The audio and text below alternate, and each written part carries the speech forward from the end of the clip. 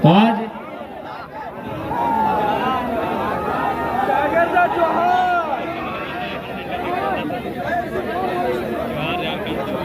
झारखंड राज्य के सबसे ऐतिहासिक और खूबसूरत जिला गिरिडीह। गिरि यानी पहाड़ और डी यानी पहाड़ों का गढ़, पहाड़ों का क्षेत्र। गिरिडीह यानी पारसनाथ पहाड़ की धरती, गिरिडीह यानी बढ़ाकर नदी की धरती। आज इस गिरिडीह की पावन धरती में दूर दराज से चलकर आए हुए जितने भी हमारे अभिभावक, हमारे माताएं बहनें आज के इस कार्यक्रम को सुनने के लिए, समझने के लिए आए हैं, उन सभी को जो आयु में हमसे बड़े हैं उनको एक साथ प्रणाम करते हैं और जो आयु में हमसे छोटे हैं उनको हम ढेर सारा आशीष देते हैं। आज के इस कार्यक्रम में मंच में उपस्थित हमारे पार्टी के तमाम केंद्रीय पदाधिकारीगण, हमारे पार्टी के तमाम प्रमंडलीय, जिला, प्रखंड के पदाधिकारीगण एवं सदस्यगण, आज के इस कार्यक्रम में विशेष रूप से इस कार्यक्रम को संचालन करने के लिए, इस कार्यक्रम को आयोजन में भूमिका का निर्वहन करने वाले गिरिडीह की गाई, आज के इस कार्यक्रम में उपस्थित जितने भी हमारे लोकतंत्र के चौथे स्तंभ media, press media, print media, electronics media, digital media तथा अन्य जो स्रोत आए हैं, मीडिया के भाई बहनीगण, उन सभी को अभिनंदन, नमस्कार, आदाब, जोहार पेश करते हैं। आज के इस कार्यक्रम में सुरक्षा के दृष्टिकोण से स्थानीय थाना प्रभारी महोदय और उनके तमाम सिपाही कर्मी जो आज आए हुए हैं, उन सभी का भी जोहार करते हैं, नमस्कार करते हैं, आदाब पेश करते हैं। तो आज गिरिडीह की इस पावन धरती से आप तमाम झारखंड वासियों को यह संदेश देना चाहेंगे।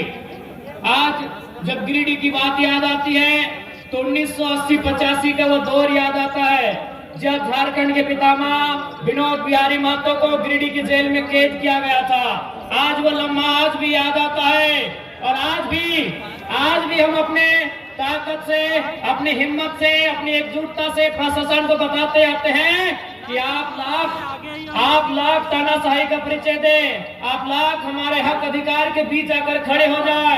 जब इस मिट्टी के किसी वीर ने चाहे कि झारखंड के लोगों को उनका हक अधिकार दिलाना है तो याद रखिएगा वो विनोद बाबू का दौर था जब इसी गिरिडीह के जेल में पहली बार झारखंड के इतिहास में नारा लगा था कि जेल का ताला टूटेगा, विनोद बिहारी छूटेगा।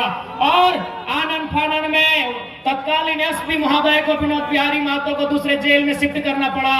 वो दौर था गुरुजी डिसन गुरु शिबू सोरेन का, वो दौर था कॉमरेड ए.के. रॉय का। यानी असंख्य बलिदान, असंख्य संघर्ष के बाद हमारे पूर्वजों ने, हमारे वीरों ने इस राज्य को अलग किया।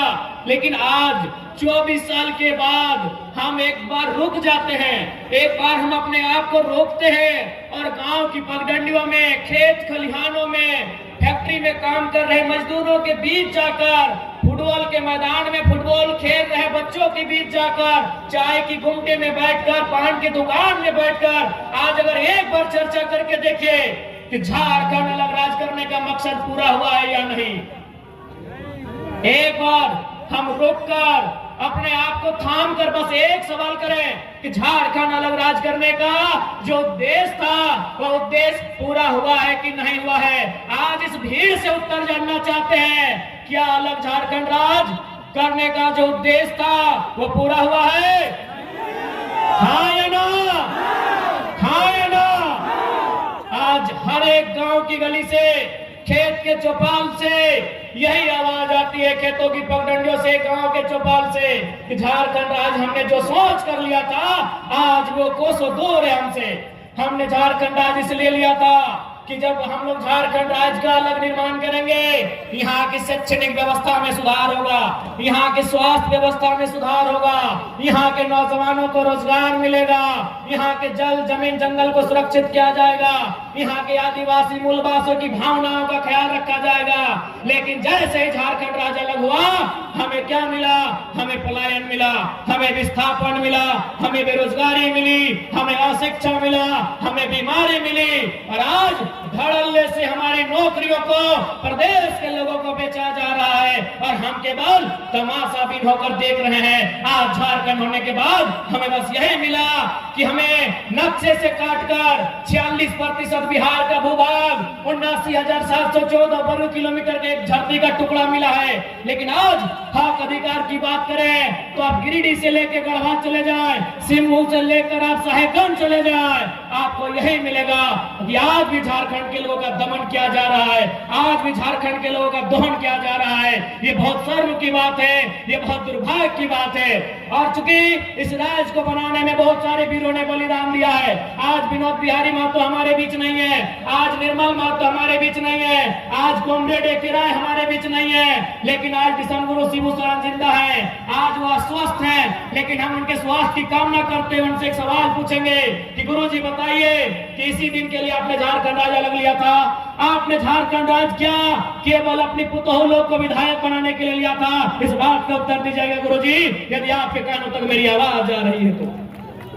आज बगल में, यही बगल में माननीय मुख्यमंत्री की अर्धांगिनी बैठी है जो गांडे की विधायक है, वो एक महिला विधायक है, इसलिए हम महिला पर विशेष टिप्पणी नहीं करेंगे, उन पर कोई छीटाकशी नहीं करेंगे। लेकिन वो मंचों पे आती है और अपने भाषणों में बार बार 1000 रुपए का जिक्र करती है कि हमने मैया सम्मान योजना दिया 1000। ऐसा लगता है उन्होंने हमें खैरात दिया है, हमें भीख दिया है। बड़ा दुर्भाग्य कि कोई 1000 रुपया देकर इस प्रकार से महिमा मंडन करता है। आज मैं माननीय मुख्यमंत्री, उनकी अर्धांगिनी, चूंकि दोनों सरकार में दोनों सम्मिलित हैं, मैं उन्हें साफ साफ कहूंगा 1000 नहीं, आप 500 रुपया दे के वोट ले जाइए, लेकिन हमारा एक शर्त होगा, आपके परिवार में 4 विधायक है, आप डिसाइड कर लीजिए वो कौन रहेगा, 3 को इस्तीफा दीजिए, इस बार सारा वोट आपको। कौन इस्तीफा देगा?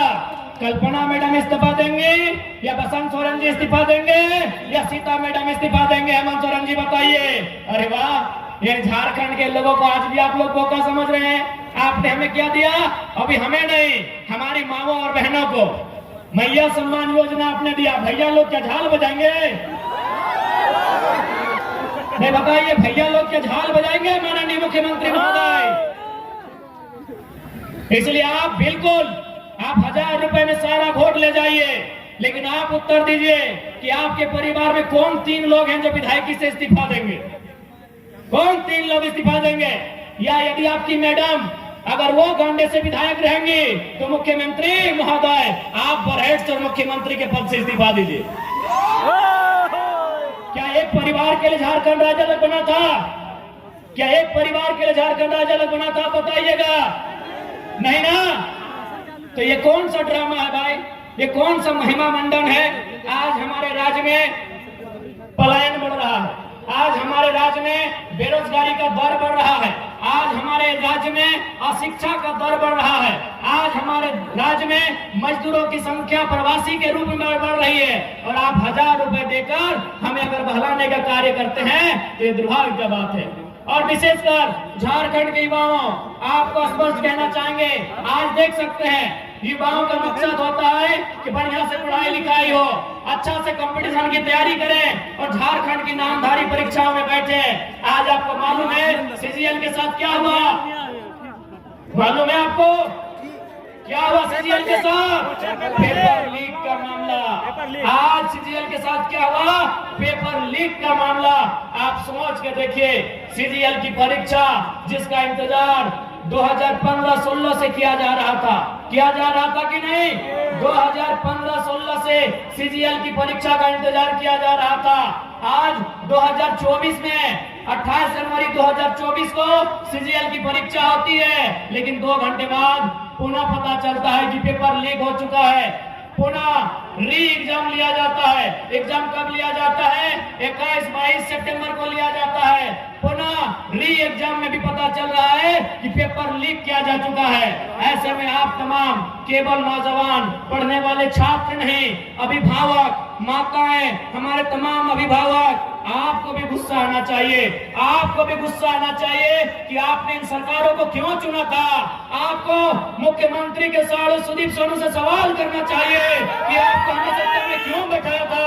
सीजीएल का पेपर लीक करने के लिए नहीं बैठाया था। आपको सवाल करना चाहिए। लेकिन आज बहुत दुर्भाग्य की बात है, हम और आप व्यस्त हैं, अपने रोजमर्रा की जिंदगी में व्यस्त हैं, हम अपनी चाय की दुकान में व्यस्त हैं, हम अपने पान की दुकान में व्यस्त हैं, हम अपने दिनचर्या में व्यस्त हैं, हम अपने काम काज में व्यस्त हैं, हम अपने रोजगार में व्यस्त हैं। लेकिन आज यहाँ के राज्य के आपके बच्चों के भविष्य को लाखों रुपए में बेचा जा रहा है और आपके कानों में अगर जो नहीं रेंग रही है तो याद रखिएगा, केवल सरकार दोषी नहीं है, आप और हम दोषी हैं इस राज्य की बर्बादी के लिए। इस बात को याद रखिएगा। और यदि आप आज याद नहीं रखते हैं, आज यदि आप में राजनीतिक सुचिता का संचार नहीं होता है, यदि आज आप में राजनीतिक चेतना जागृत नहीं होती है, तो आने वाली पीढ़ी आपसे सवाल करेगी, आपकी आने वाली पीढ़ी आपसे सवाल करेगी कि आपने क्यों सवाल नहीं किया, जिन लोगों को आपने सत्ता दिया था उन लोगों से सवाल क्यों नहीं किया। कौन जिम्मेदार होगा? सीजीएल की परीक्षा में धांधली का जिम्मेदार कौन होगा? पारा टीचर की जो समस्या है उसका जिम्मेदार कौन होगा? आंगनबाड़ी की सेविका धरने पर बैठी है, उनका जिम्मेदार कौन होगा? पूरे राज्य में लोग धरने पर बैठे हैं। आज ये सवाल उठता है कि अगर पूरे राज्य में लोग धरने पर बैठे हैं, इस राज्य में खुशहाल कौन लोग हैं? ये भी हमारे सोचने का सवाल है। और विशेषकर नौजवान साथियों, आपको बताना चाहेंगे, कभी भी आपका ध्यान उस ओर नहीं गया है।